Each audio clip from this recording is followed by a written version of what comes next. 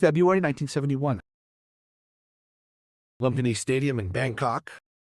An undefeated Muay Thai champion with 710 consecutive victories under her belt decides to stage an unusual demonstration. She plans to select a volunteer from the audiences. Among the approximately 3,000 people, her gaze falls on a short man sitting quietly in the audience. The crowd begins to laugh. He looks like any other tourist, but everything changes when he climbs into the ring, takes the microphone, and calmly declares, "My name is Bruce Lee Hatas." What happened in the next 90 seconds silenced the entire stadium because that evening, Bruce Lee didn't come to fight. He came to show what true skill is. And it all began in a place where every fight is considered almost sacred. Lumpini Stadium, the sanctuary of Muay Thai in Thailand. About 3,000 spectators sit in wooden stands that creak under the weight of the crowd. Tonight marks the main event of the evening, the program's central fight, the reason people have gathered here. VIP Section 6 is occupied by Thai royalty. They sit on red silk cushions trimmed with gold, separated from the rest of the spectators by a respectful distance. Below, in the regular stands, a completely different atmosphere reigns. Gangsters watch proceedings with cold glances. Bookmakers quickly wave to each other. Tourists raise their cameras. And martial artists from all corners of Asia have come here almost like pilgrims, convinced they will witness something historic today. At the center of it all, under the harsh spotlights, stands Nong Mai. They call her the Iron Rose, beautiful and deadly. She has 70 professional fights and 70 victories under her belt. Not a single defeat, not a single draw, not a single truly controversial fight. She is the undefeated Thai women's Muay Thai champion, holding the longest winning streak in the history of the sport. She is 1.70 meters tall and weighs 65 kilograms, and every gram of her body is honed through training. She crushed every opponent who dared to face her. Men, women, it didn't matter. 32 opponents were knocked out. Broken bones, dashed hopes, ended careers. Fighters left the ring on stretchers. Some grown men left with tears in their eyes. Her 70-fight winning streak has already become the stuff of legend. It all started when she was just 17 years old. A girl from a poor village on the outskirts of Chiang Mai. Now she is 25, 8 years old and unbeaten. There is no one else in all of Thailand who can beat her. And, frankly, almost no one wants to try anymore. But today, things are supposed to be different. This isn't a title defense, but a show, a demonstration aimed at an international audience.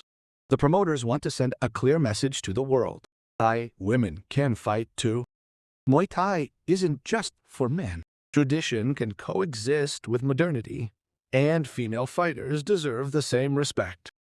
Nong Mai stands in the center of the ring. Then begins the KKRU, a ritual dance before the fight. It's a sign of respect for the teachers, for their camp, for the spirit of Muay Thai. Around 3,000 spectators watch in complete silence. Because this isn't just a fight here, it's a sacred ritual. And everyone in the room understands this. When the dance ends, she looks up at the stands. Thousands of faces stare back at her, tense and expectant.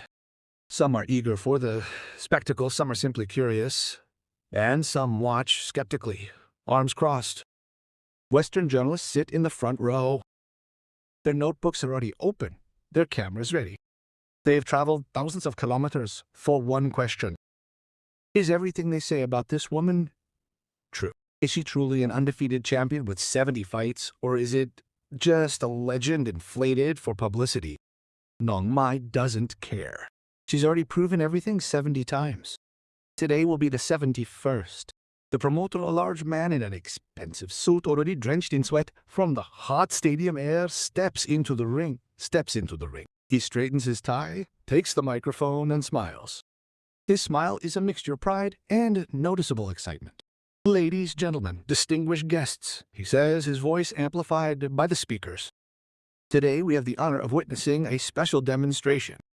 He pauses, allowing the tension in the room to build. Muay, our undefeated champion with a streak of 70 consecutive victories, will choose a volunteer from the audience. Any man or woman, any height, any style, any style. A wave of whispers rolls through the stands. It sounds incredible. Champions don't fight random people. It's too risky, too unpredictable. And what if she loses? If some lucky amateur accidentally lands a clean punch, it only takes one mistake to destroy her flawless record. 70 wins, years of dominance, a reputation built fight after fight. But the idea wasn't the promoters. It was Muay herself. She's tired of being told her victories are worthless because she fights women. Tired of being insinuated that any man could easily beat her. Tired of the disdain masquerading as compliments. Tonight she wants to end this argument once and for all. The promoter raises his hand, calling for silence. Muay will choose someone from the audience completely at random. No prearranged opponent, no arrangements. Only papered skill against chance. He turns to her and gestures invitingly. Muay walks between the ropes, steps out of the ring, and begins to walk down the aisle among the spectators. The reaction is immediate. People move aside, some lower their eyes, others lean back in their chairs. No one wants to attract her attention. No one wants to be singled out. No one wants to become her 71st victim.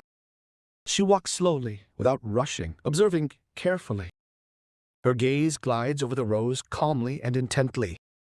She reads faces, assesses poses, searches for something, although she herself cannot say exactly what. She simply trusts her instincts. Section A, nothing interesting. Too many locals, already tipsy. Section B, tourists with cameras laughing, nervously trying to hide their anxiety. Section C, mostly women and children. Then she comes to Section D. The atmosphere's different here. Here sit martial artists, serious people, fighters who have come here to observe, to learn, to understand. Muay's eyes slowly move over each face and suddenly stop. A small man of Asian appearance, probably Chinese. He is wearing simple dark clothes. He sits in the 12th row, not drinking, not talking, not gesturing. He simply observes, calmly, attentively, and somehow different from the others. There is something strange about him, something that is difficult to explain in words, but it feels right. Muay raises her hand and points directly at him. You come down. The crowd turns in his direction as if with a single movement, but the man does not react right away. He does not jump up and does not look surprised. He continues to sit quietly as if only considering what has happened. People around begin to whisper, "She chose you. Get up. You have to go." Some nudge him slightly. The man next to him looks scared. He leans over and urgently whispers in English, "You don't have to do this." The chosen man shakes his head slightly. His voice is quiet but confident. Everything is okay. Finally, he stands up. Now the crowd can get a better look at him. He is short, about 1 meter 70 centimeters. He probably weighs around 63 kilograms. He's slender, even frail compared to the Thai fighters around him. His dark button-down shirt conceals no powerful muscles. He's not wearing training gear, nor are his wrists wrapped. His posture lacks the tense readiness that usually marks a fighter. He looks like an ordinary person, perhaps a tourist who stumbled into someone else's event. The crowd's reaction is immediate. First confusion, then smiles, then outright laughter. This is a volunteer, this small man, the one chosen by a champion with a 70-fight winning streak, and laughter spreads throughout the stadium. Some joke in Thai, others point at him, Ajin. A few even feel pity. Poor guy. Now he's about to be destroyed in front of 3,000 spectators and cameras. He'll be another highlight in future videos of the best non-Muay knockouts. In the front row, Western journalists are delighted. They scribble rapidly in notepads, the cameras clicking non-stop. It's the perfect story. The undefeated champion and the random Asian tourist she's about to crush in front of the entire stadium. But Nong Mai doesn't understand the laughter. She doesn't speak English and doesn't understand jokes. She simply made a random choice.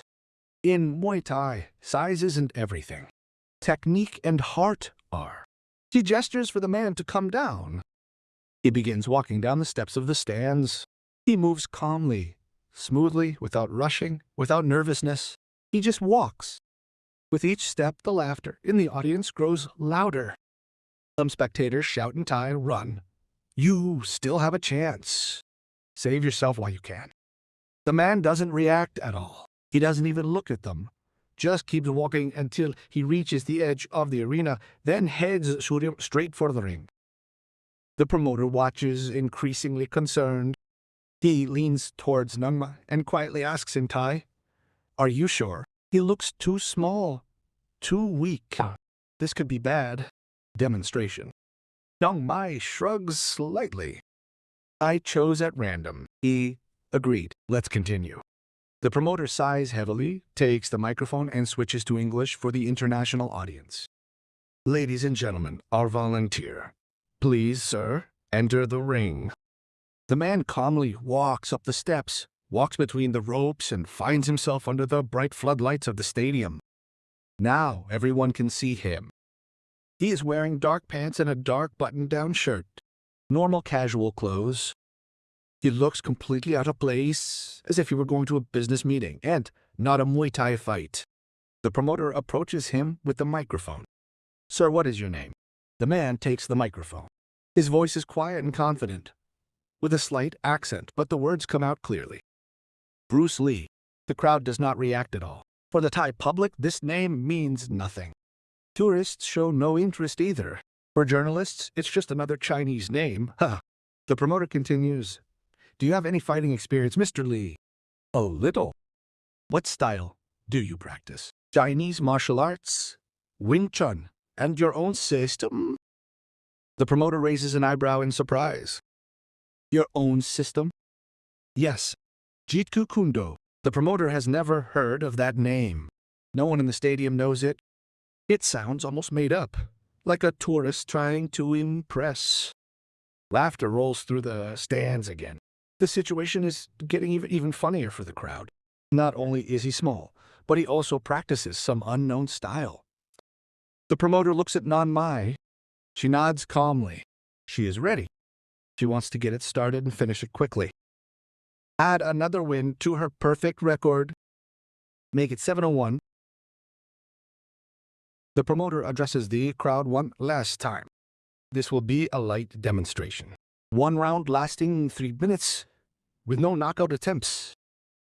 We're here to show technique, not to cause harm. Everyone understands the rules. Nong Mai nods. Bruce Lee nods slightly too. The crowd gradually quiets. The cameras are ready. Everything looks like the promised a spectacle. A champion who can easily deal with a random volunteer. The referee, a seasoned Thai veteran with a face hardened by years in the ring, calls them to the center. First he explains the rules in Thai, then looks at Bruce and repeats in simple English. Light contact. Demonstration. Only. Do not kill. Do not break. He pauses. Understood. Nong Mai looks up and looks Bruce Lee straight in the eyes. And in that moment she feels something strange. Not fear.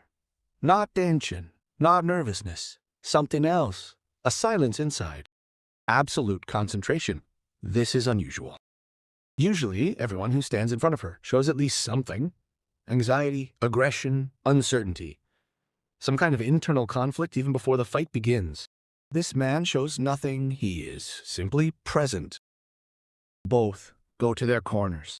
The next second, the gong sounds, and the demonstration it begins. Nong Mai moves first. She adopts a classic Muay Thai stance. Her weight is slightly on her back leg. Her hands are raised high, her elbows tightly covering her body. The position is perfect for both defending against kicks and for quick counterattacks. As 710 professional, fights have shaped her every reflex. Her body knows the rhythm of a fight as naturally as breathing. She feints with a jib, simply checking her reaction. Bruce doesn't react, doesn't retreat, doesn't block, doesn't make a sudden movement. He just watches. Now she throws a real wham. Fast, short, precise. Bruce tilts his head slightly, just a few centimeters. The punch goes through the air. There's a slight murmur in the crowd. Lucky. Must have been just lucky. Mai immediately continues the combination. Cross, look kick. A classic Muay Thai sequence repeated thousands of times in training. But Bruce is no longer there. He shifted just a little, just as much as necessary. Without tension, without noticeable effort, as his body simply followed behind an invisible current. The kick cuts through the void again. Bruce Lee always said that fighting is not a question of power. It's a question of economy of movement. Don't move more than necessary. Don't waste energy. Be direct. Be simple. Be like water. Bagahai. Mai takes a step back and composes herself. This woman moves differently. This is not Muay Thai footwork. This is not Western boxing. This is something else, fluid, changeable, unpredictable. She increases the pressure and comes in with a powerful knee to the body. Bruce lowers his hand and meets the knee in mid-air. He doesn't block it or punch back. He just changes direction slightly, diverting the force. It's enough to rob the punch of its power. Mai feels it. It wasn't a block. It was control. Something completely different. Something she's never encountered before. She attacks again. The sharp elbow is one of Muay Thai's most devastating weapons. A strike that cuts skin and ends fights. Bruce ducks. He comes closer, too close for her to put any force into the blow. His hand touches her shoulder gently, and then disappears. He steps back. The message is clear. He could have struck. He could have countered. But he didn't. The crowd begins to quiet. This is not the sight anyone expected. The small man is not being destroyed. He can't even be touched. Mai now understands. This man really knows how to fight. This was a failure. This is skill. And not just skill, a deep understanding of combat. She decides to really test him. She uses her most dangerous technique, the same one that has brought her 20 wins out of 70, the jumping knee. Explosive, powerful, fast, Orikin. She closes the distance in an instant. Bruce sees the attack. He doesn't back down. He moves slightly, offline. His hand touches her knee in midair and steers it to the side. Mai lands for a split second off balance. That instant is enough. Bruce could have tripped her, he could have struck. He could have finished the fight, but he does nothing. He simply straightens up and waits calmly. Now Mai understands completely. This man is not trying to defeat her. He is showing her something else. He shows that he can touch her at any moment. He shows that he is capable of controlling the situation. He shows that he could hurt her, but he deliberately does not. This is not arrogance. This is mastery. Bruce Lee often said, true mastery lies not in destruction, but in control. But Mai's pride does not allow her to stop. Her streak of 70 victories was built not on retreat, but on willpower, on character, on the determination to never give up. She attacks again with fists, kicks, knees, elbows. All the combinations that made her a champion, all the techniques that gave birth to her legend. But Bruce moves between them like water. He dodges, slides, redirects. He does not collide with the blows, does not take them forcefully. He only gently takes them out of the line of attack. He uses her energy against her. Her punches miss by inches. About 3,000 spectators now watch in absolute silence. They don't understand what's happening. They came to see their champion destroy a volunteer. Instead, they see a small man make her look like an ordinary fighter. About 90 seconds pass, and then Bruce decides to end the demonstration. Mai lunges forward again with a flying knee. This time she puts everything into the strike. Power, speed, pride. But Bruce doesn't back down. He goes straight in. His left hand controls her knee. His right hand rises and stops just an inch from her throat. A perfectly calculated line of impact. Total control. One punch, and the fight would be over. The referee sees it instantly. He blows his whistle sharply and steps between them. Enough. The demonstration is over. Bruce lowers his hand, steps back, and bows respectfully. And Nong Mai remains in place. She is breathing heavily, sweat beaded on her forehead, confusion in her eyes. 90 seconds, and in all that time she hadn't landed a single clean punch. She hadn't touched him. She hadn't been able to stop him. And in the end, his hand was at her throat. He could have ended her 70-fight winning streak. He could have destroyed her reputation. But he chose different. Respect, control, restraint. The stadium falls into a deep silence. No one knows how to react. Their champion hasn't lost, but she hasn't won either. They've just been shown that there is a higher level. The promoter enters the ring with a microphone. You can tell from his face that things haven't gone according to plan. Ladies and gentlemen, he says a little nervously, we have witnessed a very interesting demonstration, two different styles, two different approaches to the fight. He thanks both fighters. The applause is hesitant. People are still trying to process what they've seen. Nong Mai approaches Bruce. She bows deeply, a bow of true respect. Bruce returns the favor. She says something in Thai. The promoter listens and translates. She asks, "Who are you? What style is this? Where did you learn it?" Bruce answers calmly, "I study martial arts. Many styles. I try to understand what really works and discard what doesn't." He doesn't talk about titles or boast about victories. He speaks only of understanding. Nong Mai listens attentively, then asks another question. The promoter translates. She says you could have beaten her. Why didn't you? Bruce answers calmly. Because it was a demonstration, not a fight. I didn't want to hurt her or ruin her reputation. She is a great champion. The promoter translates the words. Nong Mai's expression changes. The tension disappears. Respect appears in her eyes. She extends her hand, a Western gesture. Bruce takes it. They shake hands. Respect between warriors. For a moment, the entire stadium seems to hold its breath.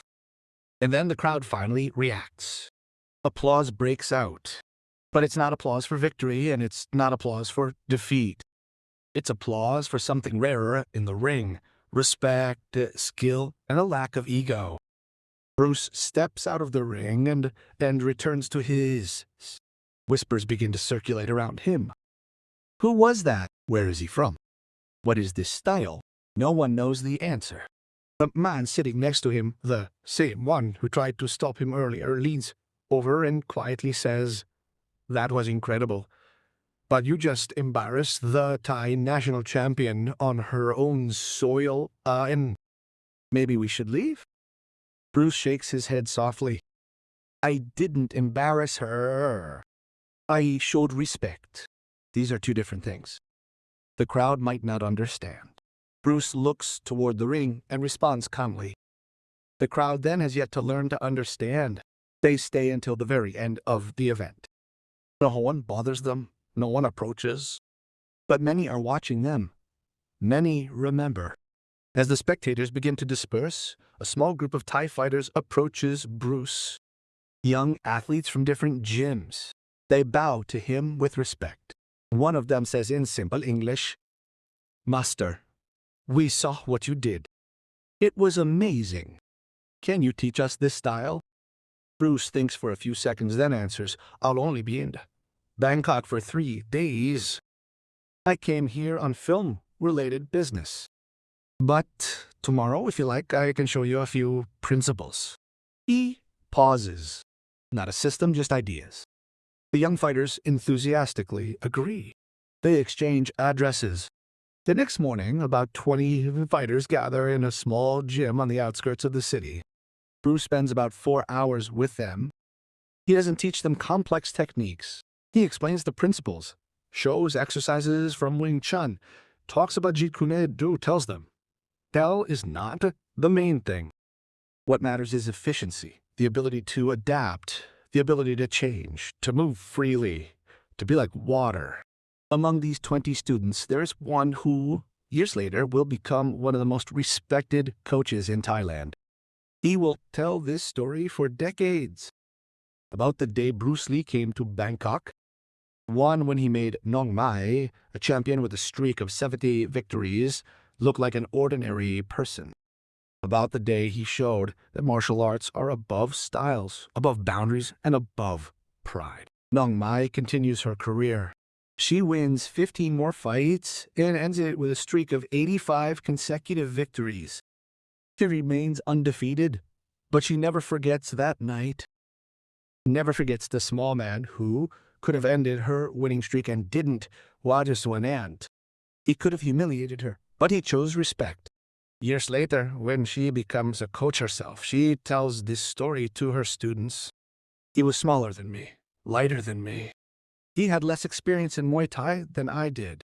She pauses, but he understood fighting on a level that I didn't understand then. The students listen silently, and then she adds, He taught me one important thing. Technique without philosophy is empty. Strength without wisdom is worthless. Then she finishes the thought, Winning doesn't mean destroying your opponent. Winning means understanding fighting so deeply that you no longer need to destroy anyone.